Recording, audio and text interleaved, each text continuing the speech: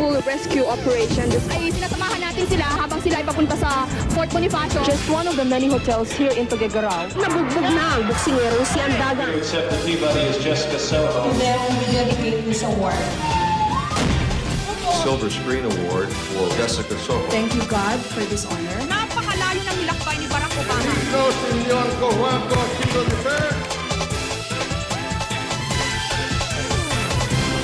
Kung dati-rati, Pilipinas ang bumibili ng programa at format rights mula sa ibang bansa, ngayon meron ng programa sa Pilipinas na ang format rights binili ng Indonesia.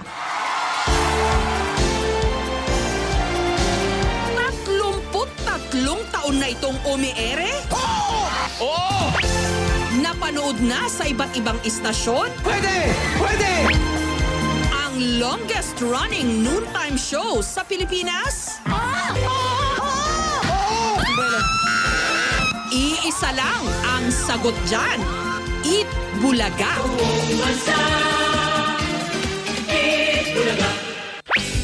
Sa 1,001 tuwang idinulot ng The Barkads sa loob ng mahigit 3 dekada, may next level pa ba ang paboritong pananghalian ng mga Pilipino? Ang sagot, matatagpuan hindi lang mula Apari hanggang Holo o Tawi-Tawi pa, kundi sa isa sa mga kalapit nating bansa, ang Indonesia.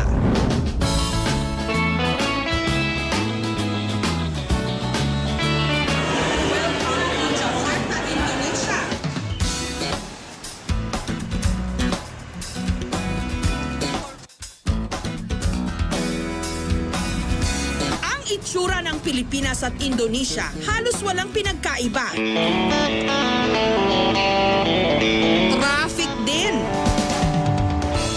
At ang mga Indonesian, kamukha natin. Heto pang isang bagay na parehong-pareho tayo sa kanila. Mahilig din sila sa mga kasiyahan. Kaya tsak daw na papatok din sa kanila ang sinadya ko rito sa Jakarta.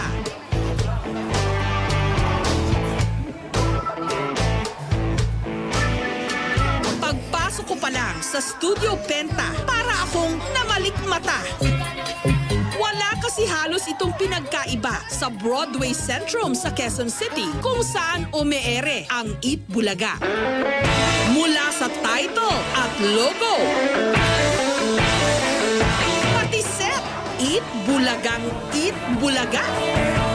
Ang Eat Bulaga Indonesia. 5, 4, 3, 2, play!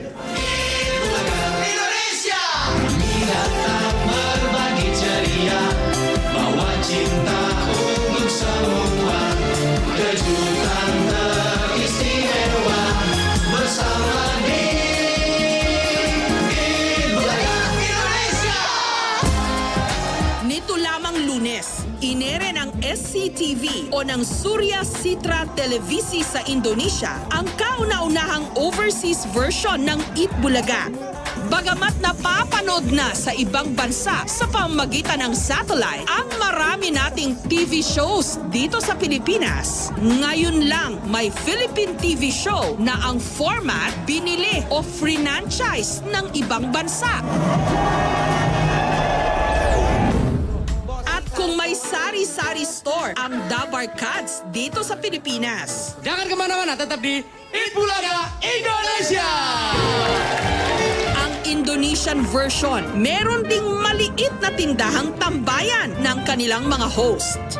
Pati ang mga ilaw, LCD screens, ang entabladong nasa bahagi ng audience, kopyang-kopya nila. Pati syempre ang mga palaro at pakulo hango sa original segments ng Eat Bulaga. Kita akan bermain di segmen Indonesia Pintar. Katulad ng Pinoy Henyo. Kita natin na pati yung mga upuan ng mga contestant, ginaya nila dun sa ginagamit din sa Broadway, dun sa studio ng Eat Bulaga. Alat berat? Tidak. Alat di dapur? Iya. Sendok? Iya. Hebat banget ya, Bos! Pati ang props, pareho.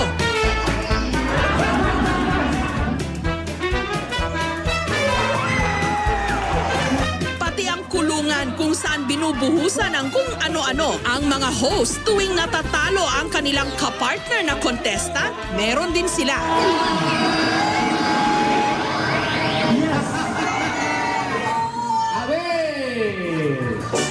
At tuwing commercial break, meron din silang taga-aliw ng audience.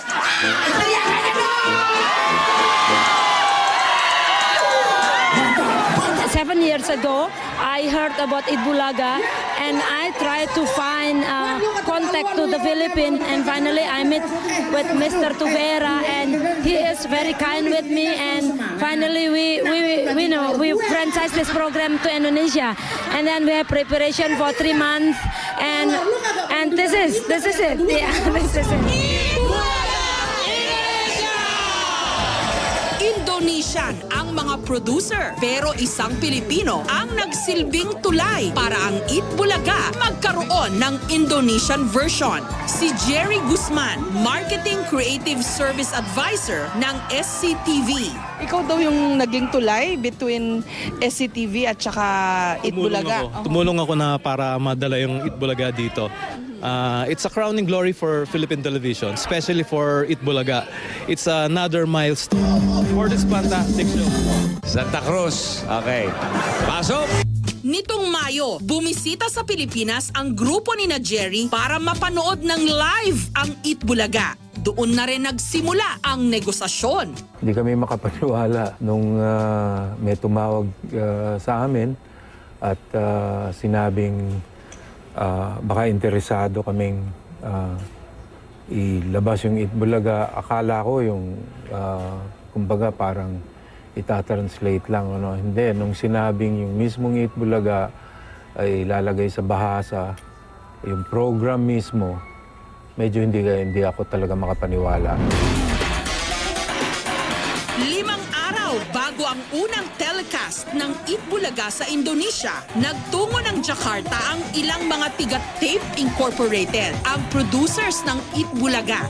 Jawa Barat, Jawa Tengah, Jawa, Jakarta.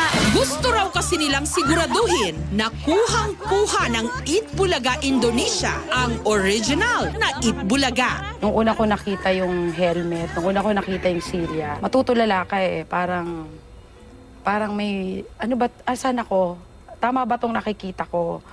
Yung dating ginagawa namin na hindi ka natutulog para mabuo mo yung isang game, na-appreciate ng hindi lang ng kalahi mo, nung kalahi ng katabi mong bansa o ng isang rehiyon. Jagoan Karaoke!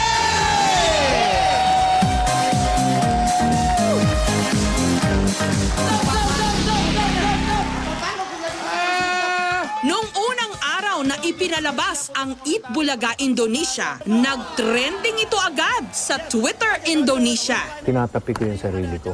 Totoo ba to? Totoo ba itong nangyayari? Ito ba'y parang panaginip lang? Ano? Pero nagyayapusan lahat yung mga tao. Nagpapasalamat kami dun sa mga Indonesians. Sabi ko, totoo ito. At we're so proud na na nangyayari yung mga bagay na yun. Hindi nabigo ang mga producer ng Itbulaga. Kuhang-kuha ng mga tiga-Indonesia ang kanilang formula. Bagamat may ilang mga pagkakaiba. Itbulaga! Alas 4 ng hapon dito umiere ang Itbulaga Indonesia. Ang mga dancer, kapansin-pansing mas balot at konserbatibo ang suot. I noticed your dancers are not wearing skimpy shirts though, shorts like in the Philippines. Yeah, that's what I mentioned before. What is different between Indonesia and Philippines? We are not allowed to to wear like mini, very mini. But then I think it's okay. We can adjust into Indonesian clothes that suitable to Indonesian audience. Pero maliban dito, lahat gayang-gaya nila. Bossing! Bossing! Bakit? Busy kami.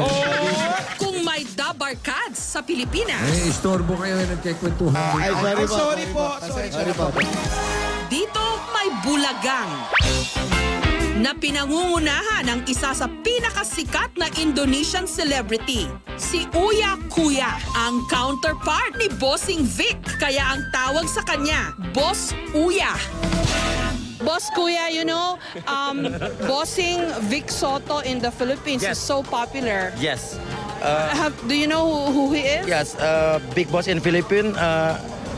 He is handsome, but I think I'm more handsome. Than him.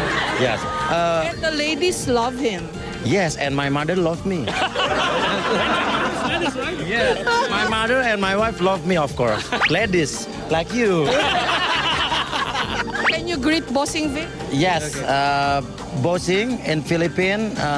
My name is Uya, and I think I'm more handsome than you. You agree with me? Of course not, yeah. Aba, may intriga ka na. Malakas pala topak nito si Boss Uya. Walang basagan ng trip, Bossing Uya. Okay. May message siya sa kanya. Wala akong message sa'yo. Mas maganda sa'yo si Alan Kay. Ang mga kasama ni Boss Uya, sina Farid at Reza. The main aim of this program, we share happiness, we share joy to all Indonesian people. That's right. And then that's why we so enthusiastic with this program. Bulaga Indonesia!